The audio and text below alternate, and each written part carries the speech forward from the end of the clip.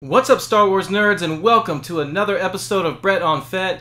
On today's episode, I'm going to be announcing the winner of my 100 subscriber giveaway. Then I'm going to be showing you some original bounty hunters that I recently added to my collection.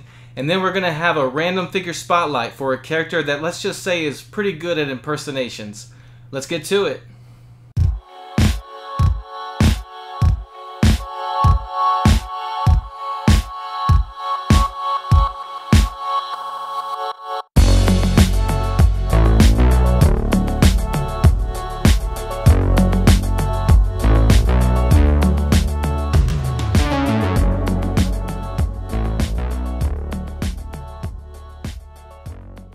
Welcome back to the channel. This is episode 13 of brettonfett, and back on episode 11 I announced my first ever subscriber giveaway for when I hit that milestone of my first 100 subscribers. And early in the morning, around 3:30 a.m. I think my time, we finally hit that 100 subscriber. So I did the drawing today for the winner. And just to remind you guys, or in case you didn't see episode 11, here's an image of the assortment of prizes that the winner will get to choose from. And let's go ahead and announce the winner. So the winner was Mike, the toy collector Poirier. Congratulations, Mike. What I'll need you to do is email me at brettonfett@gmail.com and let me know which prize you want to choose, and send me your mailing address, and I will get that prize right over to you as soon as I can. Again, congratulations, Mike.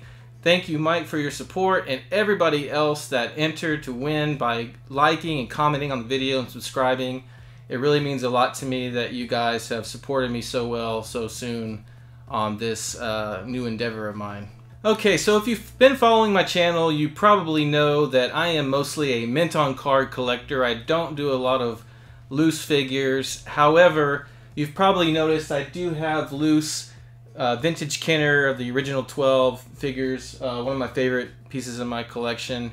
I'm also starting to do a little bit of loose Black Series, simply because I'm just running out of room for my Black Series boxes. But in recent months, I've kind of started taking interest again in getting back into collecting vintage Kenner. And I decided a few months ago I wanted to start putting together a collection of the original bounty hunters from Empire Strikes Back. And as of today, I've finally completed the last piece of my collection for those bounty hunters. So I just wanted to share it with you guys. Let's take a look. Okay, so here's my setup. As you can see, I'm using the carbon freezing chamber playset as a platform for my loose figures. And growing up, when I was a little kid playing with Star Wars, aside from the medical droids 21B and FX7, the bounty hunters were my very favorite figures. These figures came out when I was about 4 years old. My brother had them, and I would get into his stuff and play with them, and I absolutely love these guys. And so I'm just ecstatic that I was able to collect these recently. Starting with Dengar, he's in pretty good shape. He's got a little bit of paint wear. Didn't pay much for him at all. Very happy with him. His weapon was in really good shape. IG-88 is just gorgeous. I love this IG-88. I got him for his steel. He didn't come with any weapons, but I got with Rogue 5 toys, and they hooked me up with some awesome original weapons for IG-88. The Bobafett, you know, I didn't pay much for him, but he does have some paint wear on his armor and his pouch on the side, but that's okay. Bosk, his weapon is probably gonna have to be replaced. It's a little rough, and he's got a little bit of discoloration on his biceps, but other than that, he's actually in really good shape for what I got him for. Forlom, I know originally he was Zuckuss because they have the names back. I'm just gonna call him by his correct name, Forlom. He's in awesome shape. I was very happy with him. Really nothing wrong with him that I could find. And then maybe my favorite is Zuckuss. I'm really excited to get this guy, mainly because when I was a kid, he was the only one I didn't have. And so I'm just really happy I got him, and he's in great shape. There's really not much at all wrong with him that I could find. I think I paid about $35. So it just goes to show, if you're patient and careful, you can get these loose figures ungraded for next to nothing. But anyways, I was just real excited to finally finish my collection of these vintage Kenner bounty hunters, so thanks for letting me share it with you. Okay, so it's been a little while since I've done a little segment I like to call Random Figure Spotlight. The first time I did it was way back in episode 3 when I featured Scorch from the Saga collection. So today I'd like to do a random figure spotlight on the great imposter himself, Jodo Kast. So let's talk a little bit about who Jodo Kast was.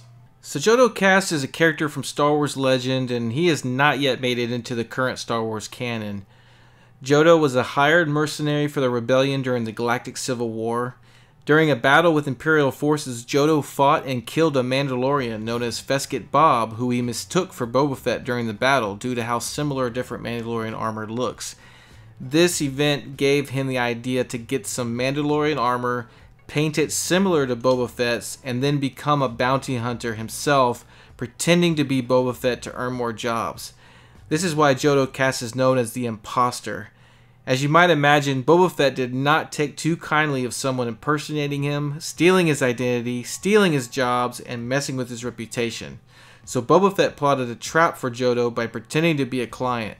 When Jodo fell for the trick, a big fight ensued between the two bounty hunters.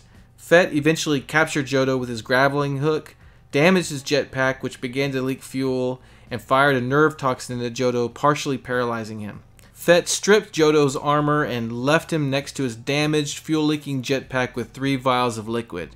Fett told Jodo that one of the 3 vials was the antidote for the nerve toxin, and if he had enough strength and was fast enough, he could drink the correct vial and eventually get away from the jetpack before it exploded. Unfortunately for Jodo, he was not fast enough and the exploding jetpack killed him. Lesson learned, don't mess with the Fett. Unless it's the older Book of Boba Fett version of Boba Fett, in which case he would probably have forgiven Jodo and asked him to join his team.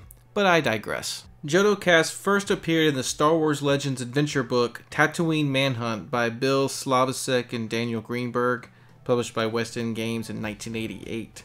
He was also in the 1989 short story One That Got Away by Grant S. Boucher, originally published in the Galaxy Guide 1 A New Hope role-playing game book.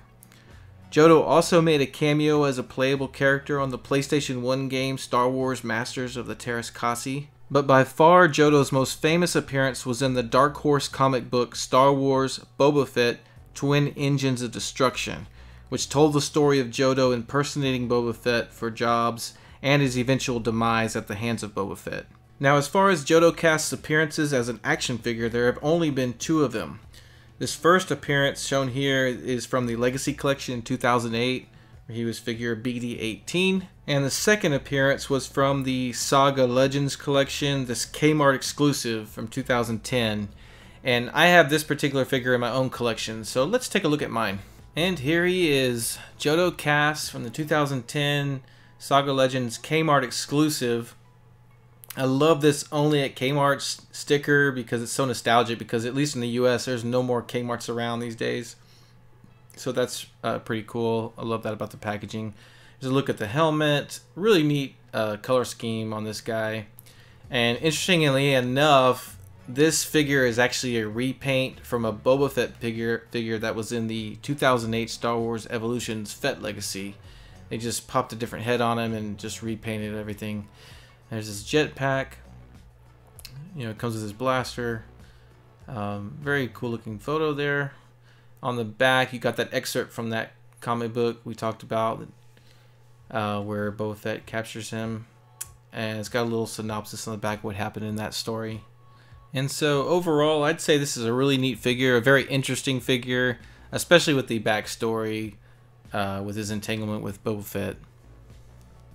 And finally, I did want to share with you this photo I found online from rebelscum.com that compares the 2 different versions of Jodo Kast that were released. The one on the left being the 2008 Legacy Collection version, the one on the right being the 2010 Kmart exclusive version. And as you can see from this photo, these are 2 different figures. The Kmart version is actually taller than the Legacy Collection version, and the Legacy one has red accents all over the armor.